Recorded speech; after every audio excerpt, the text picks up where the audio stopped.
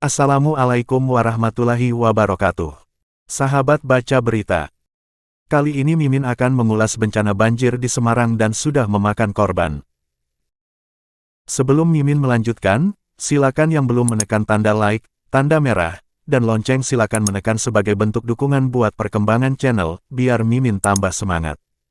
Sahabat baca berita. Di berbagai lini media sosial dan pemberitaan nasional tengah menyoroti kawasan Semarang yang saat ini sedang dilanda banjir. Banjir parah di Semarang ini bukan hal baru, akan tetapi menjadi musiman yang seolah tidak pernah ada solusi. Sama seperti di kawasan Jawa Barat, banjir kerap terjadi bahkan juga termasuk sudah musiman yang tidak pernah ada solusi pemecahan masalah terkait banjir. Sahabat baca berita. Beberapa titik di kota Bandung misalnya. Banjir kerap terjadi hingga memakan korban jiwa. Namun, lagi-lagi banjir di Bandung, Jawa Barat ini luput dari pemberitaan tentang bagaimana masalah tersebut harus diselesaikan. Kondisi banjir ini menjadi momok bagi kepala daerah yang kerap menjanjikan solusi mengurangi dampak dari derasnya hujan, akan tetapi sama sekali tidak pernah terjadi. Sahabat baca berita. Terbaru adalah banjir di Semarang di mana korban jiwa mulai berjatuhan. Mirisnya, Gubernur Jawa Tengah, Ganjar Pranowo selalu luput dari tuntutan untuk bisa menyelesaikan masalah tersebut. Bahkan, buzzer dan politisi terus menggiring opini jika Ganjar Pranowo adalah solusi untuk perbaikan negara ini. Akan tetapi fakta di lapangan, banjir Semarang telah nyata-nyata menjadi satu di antara masalah besar yang hingga saat ini belum bisa diselesaikan. Mirisnya, banjir Semarang sudah memakan 3 korban jiwa saat wilayah tersebut diguyur hujan deras sejak Jumat tanggal 30 Desember tahun 2022 sekitar pukul 21 waktu Indonesia Barat. Sejumlah titik di Semarang mengalami kebanjiran dengan ketinggian yang berbeda-beda pada Sabtu tanggal 31 Desember tahun 2022.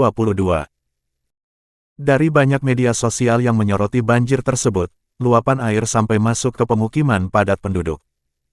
Sahabat baca berita.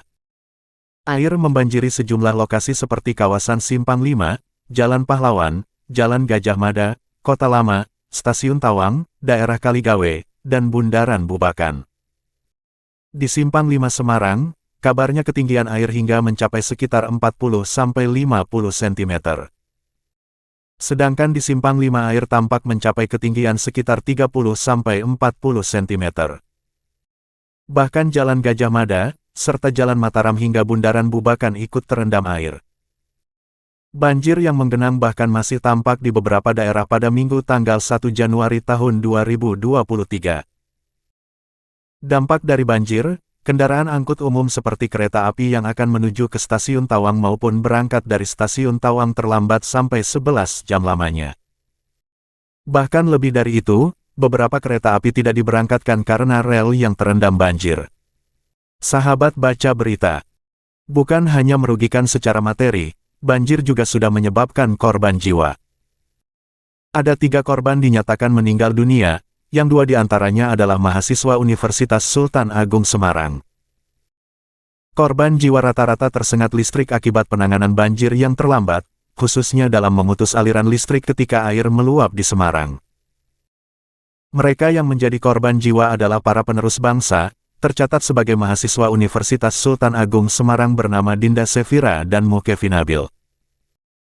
Mereka meninggal dunia setelah tersetrum di tempat indekosnya di Jalan Kapas, Kecamatan Genuk, kata Kapolsek Genuk, Kompol Riz Andrian. Dari keterangan saksi, diketahui ada kabel terputus yang posisinya terendam air, ucapnya seperti dikutip dari Antara. Kemudian, korban jiwa kembali terjadi di kawasan industri daerah Terboyo, Kota Semarang, Senin tanggal 2 Januari tahun 2023. Korban bernama Sunario merupakan warga Kabupaten Ngawi, Jawa Timur, kata Riz Andrian dikutip dari Antara. Penyebab tewas diduga korban tersetrum ketika akan menghidupkan genset. Posisi genset saat itu terendam air, ujarnya. Demikianlah ulasan kami, semoga Indonesia terhindar dari bencana. Amin. Wassalam.